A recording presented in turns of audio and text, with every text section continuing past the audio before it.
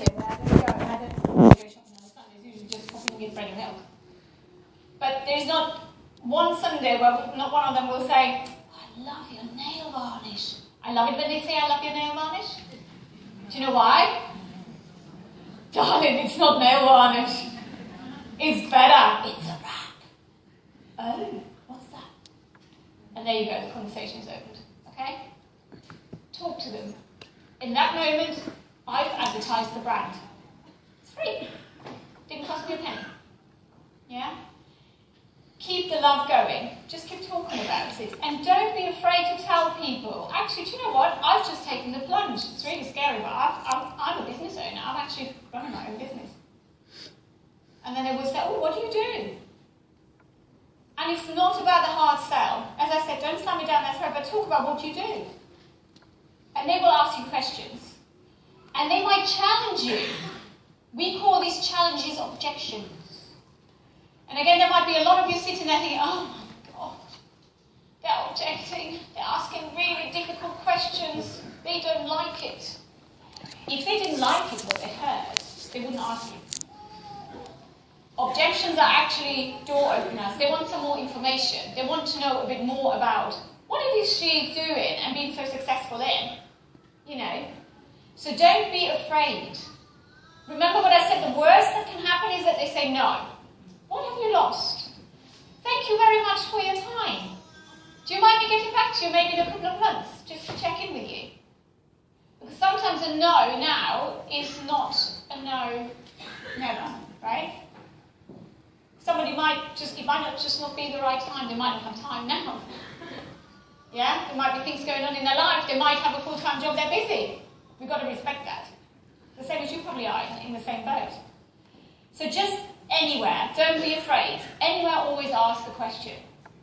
Because if you don't ask, you will never know. You will never know what might have happened. And that person might just be that one triple fast achiever for you. Okay? Social media. I did kind of say it already, do's and don'ts. Don't spam. If you need any guidance, any support, there is a lot on the Jam University, or talk to your uplines, or reach out to me. There are ways how you can advertise your business without even mentioning the wraps. The funny thing is, and I hope she won't mind me saying that, she's probably going to whack me later, but one of my TMs, Saffron, she's hilarious. She's just knocked her house down, apart from the outside walls, and she's rebuilding it. It's an amazing project, but I love her pictures on Facebook because she goes, just taking the wallpaper off. Right? Or she's in the van with her husband saying, lorrying with a hubby. And then she's got her pink jam cap on, and then she's got the matching wraps, but she's like, you can see her in the lorry, but the jams are on show. There's not one mention of jams, right? And then there is a time you need to say, guys, Jamberry's just doing this amazing offer. You really want to look at this? Because it's incredible. Or the new catalogue launch. There is times when you need to and times when you don't. Just know what you need to post when and do it in the right way. And I'll tell you what, when you do then the stuff properly, people go, oh, yeah, let me know, let me have a look. Can I have a party now? Yeah? Because you're building that excitement. You're not actually over-satisfying people with information. I've got a couple of friends in other direct selling companies, and I tell you what, when their feed comes through, I'm thinking, okay, I've heard about that. You know, you get tired of it. So they're not actually exciting me anymore, they're making me tired of it. We don't want to do that. We want to make people excited, right? So you need to do the right thing. Recruits, it's the same thing. Remember when I said they will copy what you do, they will replicate what you do, the good and the bad. And you need to look after your new recruits. And I'm just winding it back to the training that starts before you sign them up. But once you've got them, if you don't do the right things, the follow-ups, the training sessions, and please don't think, social media is fantastic to run a business. It's fantastic to catch up with teams. But when you do training, it might not be the best way of communication, right? I think if you want to train somebody and you want to show them, if they're miles away, Skype or Zoom are a really great way to do that. Okay? Because it's more personable. You can see their face. Yeah, I know how to do that. Okay? And you can say, okay, shall we just talk it through? But also they can ask you questions. I don't know about you, but I go on Facebook and then I get bored after a while because I just think, oh, I can't be asked anymore, so I go off.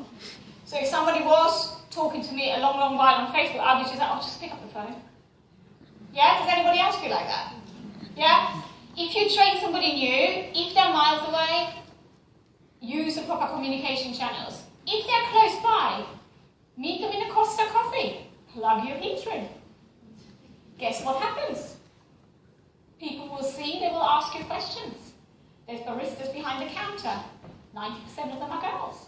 And a few good guys. Okay?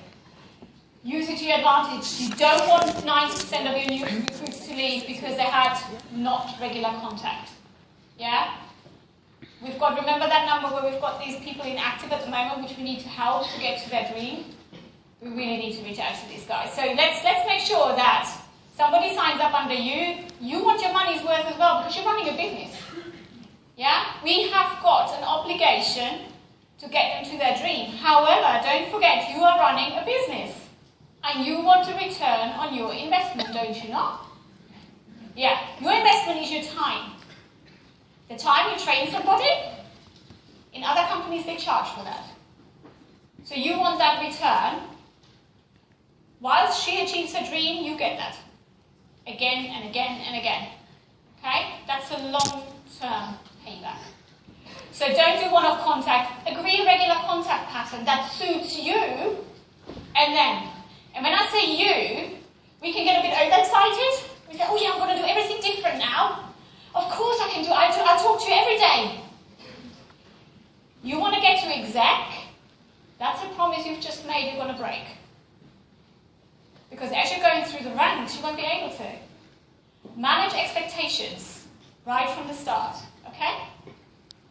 When somebody new starts, you talk to them after the first week, after the third week, after the fourth week. Their first month is done. You know, have they done the first level of fast start? You've supported them, you've trained them. By that time, they should be up and running and actually knowing how to run their business, because it's not rocket science. You will have some people who need a bit more support, and others don't. And after that first month, that's when you then decide, okay, am I going to talk to her every couple of weeks? Am I going to talk to her in a team meeting once a month? How am I going to do that? And you need to work your diary to that. Yeah? That is after you've planned your time with your family in your goal and what you're going to do for your sales business. Okay? If there is no tailored training, it needs to be in bite-sized chunks. Nobody can take it all in one go, I tell you that now. I know I can say it's not rocket science what we do, but there is bits they need to understand, especially if somebody hasn't done selling or direct selling before. Yeah? They need to be able to understand how one links to the other, Do you kind of get the flow we're doing today?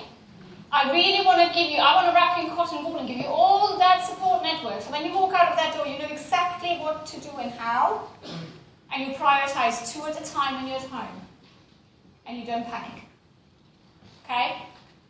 Give them direction, and the direction should be their goal. So you want to achieve that. To get to that, in 4 months' time, this is what you need to do now. This is what you need to do in a month, and so forth.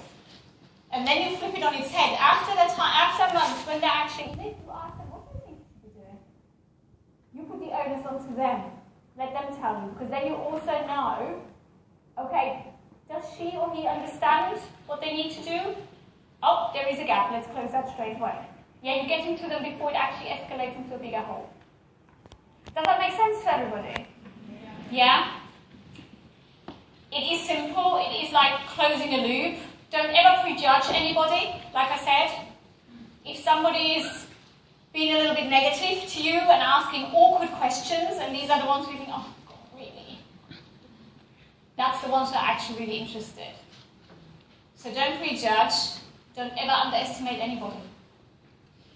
You will always have the odd one who goes, yeah, I'm going to be great, I'm going to do this, I love it so much, I'm going to be exec tomorrow. You seen anyone of them? Yeah. We all got them? Yeah. Just keep calm, stay steady, but don't underestimate anybody. Everybody's in with the same chance. And it is about closing a loop. And these are basically the things you will be doing as you're going through the ranks. And it starts with recruiting, training, motivating, and maintaining. But as your team grows, you will be doing all three parallel, right? You're doing it just at different levels, like a salsa step, isn't it? Yay! So you need to ask anywhere, everybody, wherever you are, work that customer list. Guys, I keep saying it, if nothing else, that who do you know list should become your Bible. That is your network. Work it to the ground. Add people, widen the network, spread the word. It's the easiest way, because if somebody else passes information on for you, you don't have to do it. Your shop is advertised, your business is out there, and you've done nothing apart from say, Sarah, can you just pass that catalogue into work for me? I just want their feedback, what they think. How many girls have you got working in the office? Oh, should we get them together and I'll do a bit of, put a few jams on them? I know it sounds easy, it's not always like that, but if you get a pattern going, yeah, and the more you do it, what happens if you keep doing something you haven't done before and you keep doing it? It becomes second nature, it becomes a behaviour. You will just do it without thinking about it, right? Recommendations, follow them up. For goodness sake, if you've got a lead, 48 hours, guys, or it's gone dead. Or someone else got it. Somebody's interested, they're not going to wait around for you, they're going to find somebody else who will do it. So get onto those leads, referrals, the same thing, somebody's passed somebody on to you, you must hop quickly. Demonstrations, you know, if you show somebody something, like when I do it sometimes in a coffee shop or what have you, make sure you get their details. Give them a chance to see the rest of your repertoire and social media. And then at the same time, you will train and motivate, because you've got your new ones, you've got your existing ones, you might have some inactive, and then you might have those who really want to, they're pushing you because they want to go up that ladder so fast. So you need to establish the goals, revisit them. Are they still active? Are they still the right ones? Has it changed? Because life happens, so things change, time frames change. Understand why, and then help them. Show them how to do it, share with them how to do it, and then watch them how to do it, right? Give them feedback. You are not there to hold their hand, because they have to do it for themselves. But you've got their back, you're right behind them, they won't fall. Okay? They will never fall if you do it right, because you're there. Work to their pace, not yours. Not everybody works at your pace. Some might be slower. The quicker ones you've got to watch. But, you know, adjust the way how you work, how people learn. We will figure that out, and we will help you with future workshops on that. And keep maintaining and growing. So you make sure that you have got your team's goals. You revisit that. Daily, weekly catch-ups, however it fits in your diary. Remember, if you're growing, manage the expectations and what you're going to do for them. Lead by example. Every day. How you communicate, how you behave, what kind of ethic you want in your team, what kind of spirit you want in your team. And replicate. Replicate what you learn from your uplines, from the sidelines, even from your downlines. Because I tell you what, I don't know it all, but look how many there are of us, and I'm sure between us we can figure it out and get to the top, can't we? And to do all that and help you and aid you, we do like some products, don't we? Products always aid, don't they not? Yeah, new designs, we've got now the country wraps, and so forth. And I do think with that, you really close that whole circle, I would like, of a direct selling life. It is an amazing industry and can really get you where you need to be, if you work it the right way. But like I said, plan, that's the main thing. However, to tell you some more exciting news, I'm very delighted to pass over now to Rick again.